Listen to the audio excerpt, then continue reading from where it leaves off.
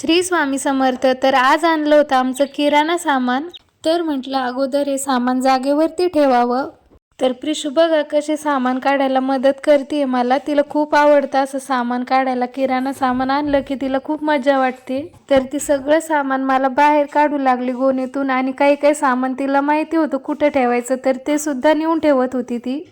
तर अगोदर आम्ही गोणीतून सर्व सामान बाहेर काढून घेतलं आणि त्यानंतर शेंगदाणे वगैरे भरून ठेवले बरण्यांमध्ये. सामान भरून ठेवल्यानंतर मस्त चहा घेतला आणि त्यानंतर मस्त चुलीवरती पोळ्या बनवल्या. त्यानंतर संध्याकाळचं दूध पण तापण्यासाठी पातेल्यामध्ये ओतून ठेवलं. आणि हा आहे आमच्या शेतातला नवीन लसूण.